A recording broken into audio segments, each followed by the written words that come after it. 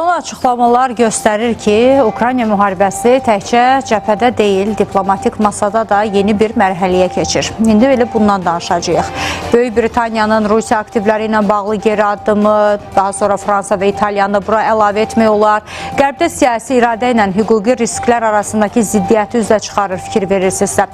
Xüsusilə də paralel olaraq Kiyevdə seçkilər mövzusu yenidən gündəmə gəlir, amma bu dəfə sual seçkilər keçirilsinmi, yox. Necə və nə zaman sualıdır. Moskva Avropanı danışıqlardan kənarlaşdırmağa çalışır. Vaşinqton da prosesdə qalmaqla çıxmaq arasında bir manevr eləyir. Beləliklə, Ukrayna masası getdikcə 3 sual ətrafında formalaşır. Kim maliyyələşdirəcək, kim vasitəçilik edəcək və müharibə şəraitində siyasi legitimlik necə qorunacaq? Bütün bu suallara cavab axtarmaq üçün siyasi şərhçi Əhməd Şahidovla bağlantı yaradırıq. Əhməd bəy, hər vaxtınız xeyir olsun. Axşamınız xeyir olsun Jarrah xanım. Əhməd bəy, gəlin ilk olaraq Böyük Britaniyanın atdığı addıma keçək. Böyük Britaniyanın bu Rusiya aktivləri məsələsində geri çəkilməsi Qərbin Ukraynaya dəstəyində siyasi yorğunluğun, yoxsa hüquqi qorxuların mı üstünlük qazandığını göstərir? Nədən xəbər verir? Ötən gündə bənzəri açıqlama Fransadan gəldi. Sonra hətta Rusiyanın dondurulmuş aktivlərinin Ukraynaya verilməsinin qatili kimi Meloninin adını çəkdilər. Avropa niyə belə bir addım atır sizcə? Bəli, Jarrah xanım, Ukrayna-Rusiya müharibəsi cəbhədə də aktiv hərbi əməliyyatlarla, şiddətli döyüşlərlə davam edir. Sülh masası da aktiv şəkildə davam etməkdədir. Elə bugün Florida ştatında, Miami şəhərində ABŞ-Rusiya görüşü baş tutub. Hələ ki, bir real nəticələr yoxdur. Sizin dediyiniz o sanksiyaların davam etməsi, Rusiyaya aid aktivlərin, yəni pul vəsaitlərinin dondurulması və ya Ukraynanın bərpası üçün istifadə olunacağına məsələlərlə bağlı qərb dairələrində ciddi bir fikir ayrılığı var, parçalanma var. Çünki elə bu sülh planına görə Rusiyanın irəli sürdüyü şərtlərdən biri də Rusiyaya aid aktivlərin geri qaytarılmasıdır. Rusiyaya geri qaytarılması, Rusiyaya tətbiq olunan sanksiyaların qaldırılması və Rusiya ilə ticarət. Bu elə ABŞ prezidenti Donald Trump'ın irəli sürdüyü 28 bəndlik sülh planının bir hissəsidir. Hərçənd ki, Avropada bunu qəbul etmək istəmirlər və düşünürlər ki, Rusiyaya aid aktivlər Rusiyaya geri qaytarılarsa, bu Rusiyanın əlini gücləndirəcək və artıq 2030-cu il deyil, artıq bəzi qərb kəşfiyyat dairələri bildirir ki, elə 2027-ci ildə Rusiya artıq Avropaya qarşı hücum əməliyyatları keçirə bilər. Da Baltikyanı ölkələr, Polşa, Latviya, Litviyaya qarşı hücum əməliyyatları məhz 2027-ci ildə başlaya bilər ki, bu da Avropa dairələrini artıq ciddi şəkildə narahat edir. Böyük Britaniya, ardınca Fransa və bir sıra Avropa ölkələri elə Slovakiya olsun, Macaristan olsun, bu ölkələr arasında Brüssellə fikir ayrılıqları var və düşünürəm ki, bu Rusiyaya aid aktivlərin Rusiyaya qaytarılması yoxsa Ukraynanın bərpasına yönəldilməsi məsələsi elə Qərbin parçalanmasına götürəcək məsələlərdən biridir. Çünki bu sülh sazişi və ya atəşkəs imzalanacağı ilə bağlı hələ ki yekun bir fikir yoxdur, yekun bir sənəd yoxdur. Bugün də Miami'də heç bir real nəticə əldə olunmadı. Amma ümumən sülh danışıqları artıq aktiv fazaya keçir, bir institusional bir format üzərində aktiv iş gedir və Vaşinqton yeni bir təkliflə çıxış edib ki, növbəti mərhələdə bu sülh prosesində ABŞ, Rusiya, Ukrayna və mümkünsə də Avropa ölkələri liderləri də iştirak etsin ki, bu yeni bir mərhələdir.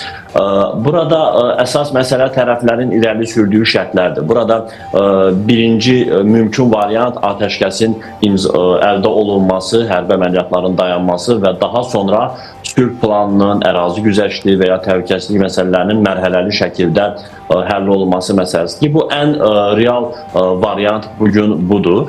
Amma Rusiya istəyir ki, yekun bir sülh sənədi imzalansın. Bu qədər müharibə, bu qədər itkilər, sanksiyalar məruz qalıb Rusiya istəyir ki, tez bir zamanda elə hərbi cəbhədə də, döyüşdə də, döyüş meydanında da hərbi əməliyyatları intensivləşdirməyin bir məqsədi həm Kiyevə, həm də Avropaya bir təzyiq kimi istifadə olunur ki, tələm-tələsik bir sülh müqaviləsi imzalansın və Rusiya faktiki olaraq zəbt elədiyi əraziləri öz nəzarəti altında saxlasın, bunu Ukraynaya və Avropaya qəbul elətdirsin. Daha sonra təbii ki, sanksiyalar aradan qaldırılsın, Rusiyaya aid aktivlər Rusiyaya qaytarılsın və Ukrayna ilə bağlı gələcəkdə nə Avropa İttifaqına, nə NATOya qoşulmaqla bağlı öhdəliklər olmasın. Ukrayna bu yoldan vaz keçsin. Təbii ki, ərazi güzəşti məsələsi də Ukrayna üçün qırmızı xəttdir. Ukrayna ərazi güzəştinə getməyə hazır deyil. Bunu özünün suverenliyinə, bir dövlətçiliyinə ciddi təhdid kimi görməklə bunu kapitulyasiya aktı kimi görür. Bu baxımdan daha çox atəşkəs, qeyri-şərtsiz atəşkəs elan olunsun, hərbi əməliyyatlar dayansın. Bu Ukraynanın nail olmaq istədiyi ən optimal variantdır, amma bunun müqabilində də ciddi hərbi və təhlükəsizlik zəmanətlər istəyib Qərbdən. Xüsusən də Amerika Birləşmiş Ştatlarla təkcə kağız üzərində deyil və real hüquqi bazasını tələb edir ki, gələcəkdə Rusiya Ukraynaya yenidən hücum eləsə, Ukraynanı təkcə Ukrayna ordusu deyil,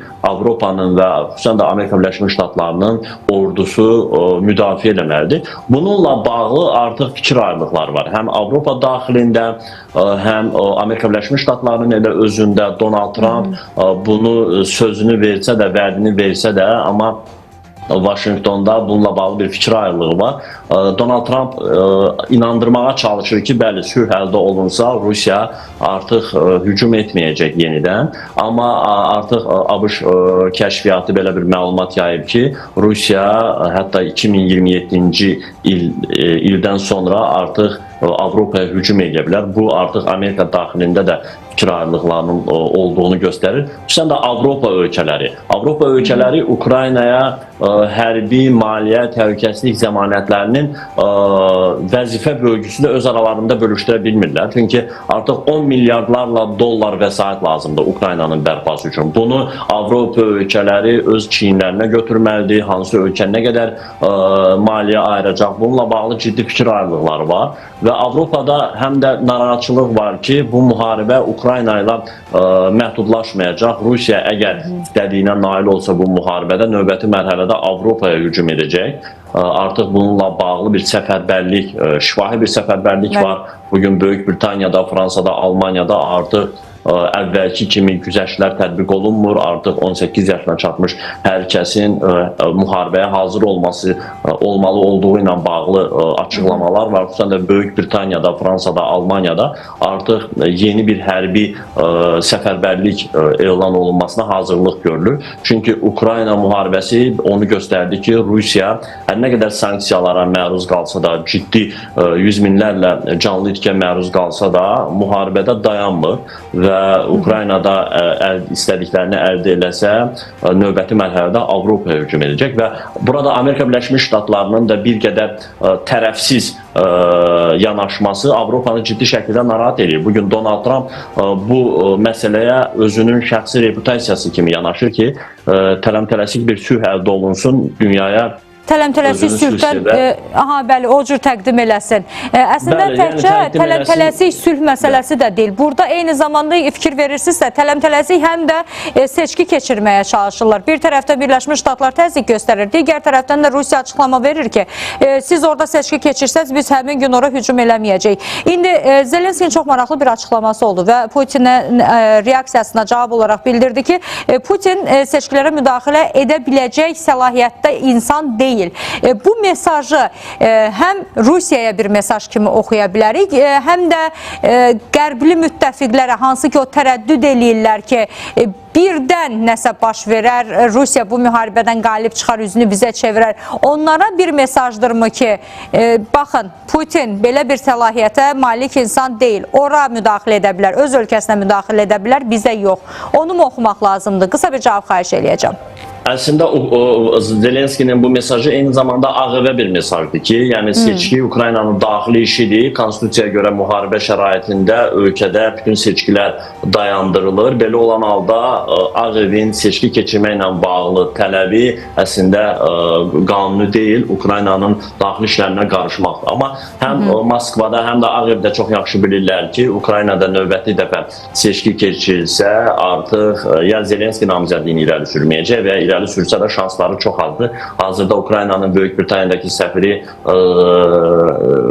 keçmiş baş qərargah rəisi Zaluzhninin şansları daha çoxdur. Ümumiyyətlə son itkilər Kiyevdə siyasi bir böhrana da yol açır. Bir parçalanma var, fikir ayrılığı bu müharibənin uzun müddət davam edə bilməyəcəyi ilə bağlı və Vaşinqtonun da təbii ki təzyiqləri var. Belə olan halda növbəti seçki keçirmək, xüsusən müharibə şəraitində artıq ərazisinin 5/1-ni itirib Ukrayna. Belə bir şəraitdə hər hansı bir seçki keçirmək, bu seçkinin legitimliyi, baş tutub tutmayacağına bağlı yəni suallar çoxdur. Odur ki, seçki keçirmək təklifi artıq Ukraynanın Rusiya ilə razılaşa biləcək yeni bir liderə ehtiyac duyulduğu zərurətini ortaya qoyur. Bu baxımdan seçki keçirməklə Ukraynanın kapitulyasiya aktına imza atması deməkdir. Amma bunun əksi də sonsuz bir müharibədir. Yəni Rusiya müharibəni davam elətdirir. Az da olsa, xırda da olsa, xırda addımlarla da olsa hər gün cəbhədə müəyyən irəliləyişlər var. Xüsusən də Pakrovsk uğrunda bugün şiddətli döyüşlər gedir. Bu elə sülh masasında da psixoloji təsir göstərir. Rusiya tərəfi iddia edir ki, Pakrovsk artıq alınıb. Ukrayna tərəfi Zelenski gedir Pakrovsk'a video müraciət paylaşır ki, xeyr, müharibə davam edir, müdafiə davam edir. Bu artıq cəbhədə gedən şiddətli döyüşlərin masaya da təsirini göstərməsi deməkdir. Hələ ki, heç bir real bir razılaşma yoxdur, döyüşlər də davam edir. Çox təşəkkür edirəm Əhməd bəy, ətraflı və maraqlı şərhiniz üçün. Rusiya-Ukrayna müharibəsinin siyasi aspektdən niyə hələ də ortada yekun qərar yoxdur, bu qaranlıq qalan məqama aydınlıq gətirməyə çalışdıq. Bəli, proseslər hələ də davam eləyir, danışıqlar da gedir, amma dediyimiz kimi yekun bir nəticə yoxdur.